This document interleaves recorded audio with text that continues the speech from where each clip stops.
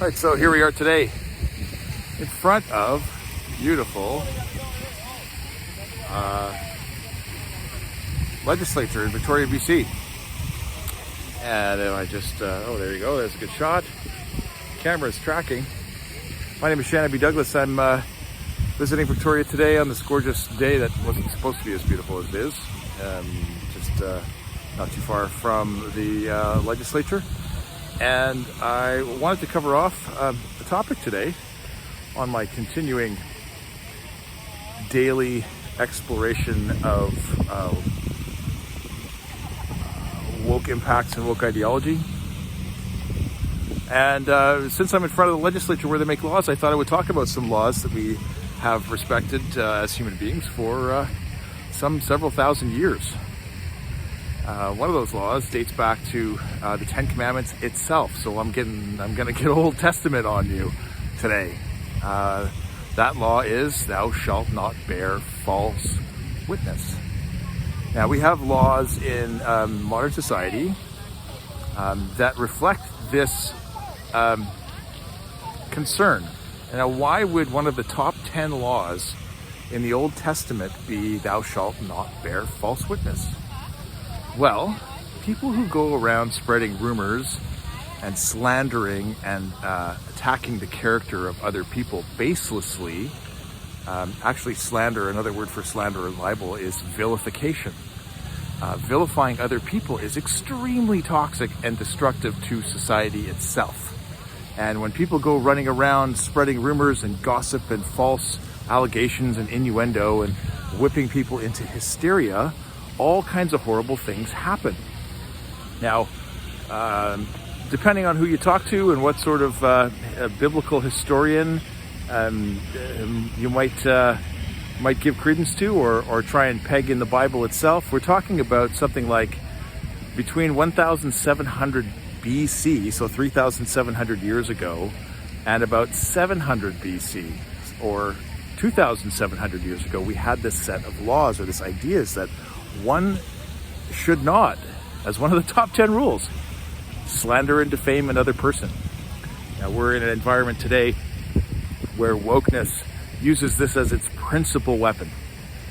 And it is routine for wild and gross mischaracterizations of individuals to be used as weapons to undermine authority, credibility, the position, move people out of roles in their careers due to slander and allegations of things like bigotry and transphobia and racism.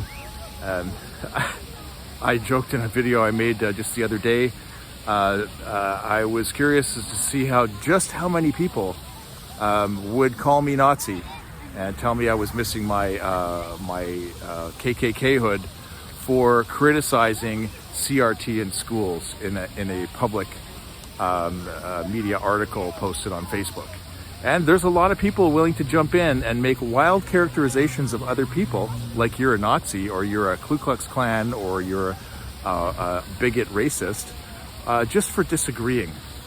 This is extremely destructive to our society. It silences speech. It puts a chill onto people because no one wants to be called a racist. It's one of the worst things you could possibly be called today. And yet it's been weaponized in such a way that really undermines the actual power of those words. So, when someone actually is hateful, when someone actually is overtly racist, when someone is organizing something to do with white supremacy, what do we call it now? Because I'm a left of center liberal and I'm constantly being painted with these labels. And if I was working in a corporation or a government or a municipality or as a teacher, those allegations would have been used to destroy my career, destroy my reputation. Now, fortunately, I really don't give a crap what people call me because I know who I am, and the people who know me know who I am, and I don't have to go around and justify myself to those people who would make those kinds of allegations against me. But unfortunately, when those people get into positions of power and they start making these allegations, the machinery of investigative and punitive bureaucracy comes into play. And it mires people in costly and devastating long processes to try to sort out these allegations. So I've got a teacher I talked to here in BC who was asked one day how many genders there are. And he said, well, people can have whatever kind of expression they want, be they biological males or biological females, and they can dress and act however they want.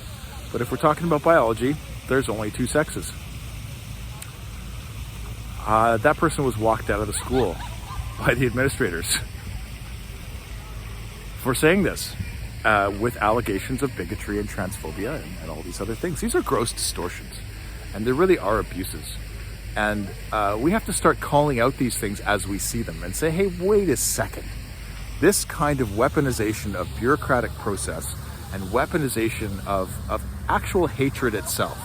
Because a person playing these games where they're slandering, they are vilifying, they're defaming another individual, they're doing that, and that's actually the abuse. It really is. Fundamental also to our laws in the Western world, and this dates back to, well, look, there was anti-defamation rules and laws in Rome in 130 AD, well after the Ten Commandments saying, "Thou shalt not bear false witness." Okay, but we also had it enshrined in the Magna Carta, and in the Magna Carta we see the first examples of innocent until proven guilty. So a person can say, oh, that person is a racist, and make allegations. And in the society that we live in, we have a process of saying, all right, well, those are allegations. A person has a right to defend those allegations and be assumed innocent until proven guilty. But these unfortunate mechanisms of investigation, these punitive, woke, bureaucratic methods of punishing people who disagree with the narrative doesn't allow for this to happen. What that means is we call this ideology regressive. We're actually regressing back before the Magna Carta, which is 925 years old. 1090, I believe, was the Battle of Hastings, and as a consequence, or in the years following that, we got this Magna Carta, which was one of the first real body of texts and ideas that began to enshrine actual individual rights for humanity. So we really are taking a big step backwards if we allow these kinds of things to happen, if we entertain them in our workplaces, and if we allow these kinds of machineries to be weaponized by really actually abusive people. My name is Shannon Douglas. This is while we were asleep. I'm at the Victoria Legislature today. We're going to shoot another video shortly. Make sure you like and subscribe and tune into my daily videos as I make my way now across Canada. Tomorrow, Saturday, I'll be taking the ferry back to the mainland. I'll be traveling north through Whistler and Pemberton and going up into the Nass Valley. I missed my ferry. I was going to take the inside passage, and it booked up before I could get on it, and there's not another one available for several days. So I'm going to make the drive myself, and the drive from Whistler through Pemberton up to Cache Creek is one of the most incredible drives in Canada. Deep switchbacks and long stretches of just no human encroachment except for a road and a river flowing beside it.